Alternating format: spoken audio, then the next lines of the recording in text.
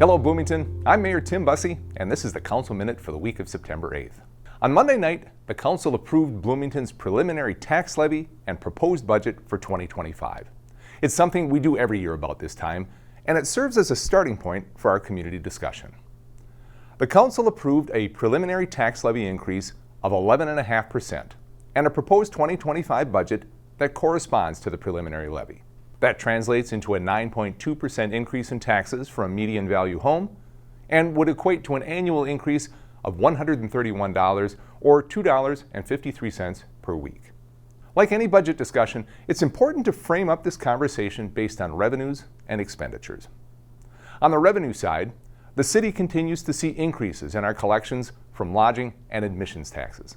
In both cases, we're at or above 2019 levels, which tells me that our hospitality industry is back to pre-pandemic numbers, and that's good news. The city collects about $10 million each year from those two sources, so it is a significant source of revenue. On the flip side, we'll see a decrease again this year in revenues from permits. That's the result of fewer big construction projects underway in the city. From an expenditure perspective, the two biggest expense drivers are very similar to what they have been in recent years, and they're both related to city services that residents have come to expect from Bloomington. City governments are in the service industry. The City of Bloomington does not make things, but instead provides services like police and fire protection, snow plowing, park maintenance, water delivery, and many, many others.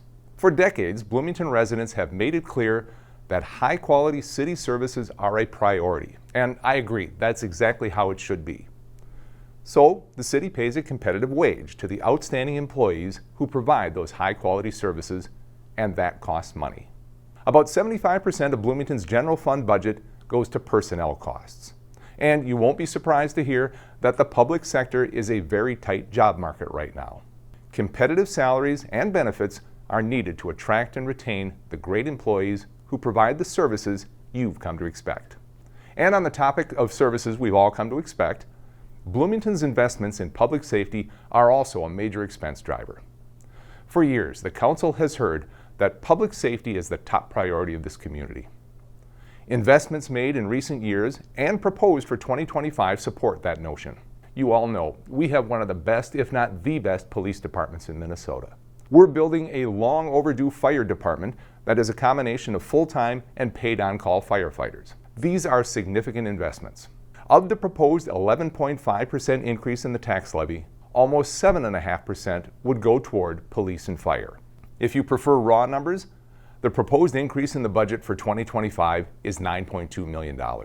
More than $6 million of that, or 2/3 of the proposed budget increase, would go to police and fire. This community has made it clear that public safety is a top priority, and once again this year, the proposed budget reflects just that. Now, according to state law, the preliminary levy set on Monday night is the maximum amount the city can collect through property taxes for the coming year. The council can lower that number, but can't raise it for 2025. And it's just the start of an in-depth conversation. Just about every council meeting between now and December will include detailed budget discussions. I encourage you to tune in if you want to better understand the process and to hear the thoughtful conversations about the most important work we do as a city council. I'd also encourage you to visit the city's budget website. It includes great details on background, the process, and public engagement.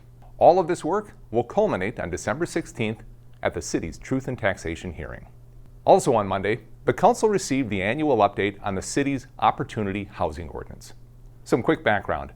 Back in 2019, Bloomington adopted an Opportunity Housing Ordinance focused on providing, maintaining, and encouraging housing for all people. This ordinance requires developers of new housing and anyone doing substantial multifamily housing rehabilitation projects to provide a minimum number of affordable units. The ordinance provides a variety of incentives to add affordable units, like density bonuses or tax increment financing, and the goal is to increase the supply of affordable housing units throughout the city. We heard very clearly on Monday night, the Opportunity Housing Ordinance has been effective and successful. Each decade, the Metropolitan Council sets affordable housing goals for each community in the Twin Cities. The goal for Bloomington is to add 842 new affordable housing units by 2030. Now, that goal was set in 2020, and since then, 15 multifamily housing projects have been completed or are underway in Bloomington. Because of the flexibility and the incentives in the Opportunity Housing Ordinance, and because of Bloomington's Affordable Housing Trust Fund, as of Monday night, Bloomington has added 693 new affordable units. That's about 82% of the 2030 goal, and we still have 5 years left in this decade. That is something to be proud of. Now, I've said in the past, I don't like the term affordable housing. I think it stereotypes or pigeonholes people who live in affordable housing in ways that are prejudicial and harmful, or frankly are flat out wrong. I prefer to use the phrase housing that people can afford. And let me provide some context for that. A key metric used to determine the affordability of housing is Area Median Income, or AMI. The AMI for the Twin Cities in 2024 is $124,000. Now that's the median, so half of households earn more than $124,000 and half earn less. For housing policy, income levels set relative to that area median income, for example, 80% of AMI, identify households eligible to live in affordable housing. But when you do the math, you see that households at 80% of AMI are making $97,800 each year. Households at 60% of area median income are making more than $74,000 each year. These folks are our teachers, people on the production lines of our tech companies, or people in our hospitality industry. Bloomington's Opportunity Housing Ordinance helps create housing that these people can afford. Because I believe if someone works in Bloomington, they should be able to afford to live in Bloomington. Bloomington still has work to do. We need more housing for people at deeply affordable levels, and we need to find a path forward toward affordable home ownership. But Bloomington's Opportunity Housing Ordinance has been a successful program that is doing exactly what it was intended to do. And finally today, because of the way the schedule has worked out, I haven't had a chance yet to congratulate Scramblin' Egg, the winner of the inaugural Hatch Bloomington contest. Scramblin' Egg is a restaurant concept developed by food truck owners Grant Beitenheimer and Nick Peterson. I'm sure you've seen them around town or at the farmers market. After 3 rounds of pitches to judges, 2 rounds of community voting, Scramblin' Egg was named the winner of the $100,000 top prize. Grant and Nick plan to use the money to establish a permanent brick and mortar location in Bloomington, and they say that the Bloomington location is just the start. Personally, I think Hatch Bloomington was a huge success.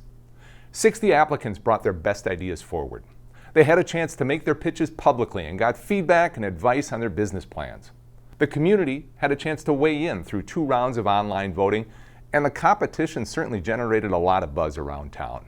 It's great to see Scramblin' Egg getting a ton of attention from the Twin Cities media, and I have talked to a half dozen mayors who would love to do something similar in their city.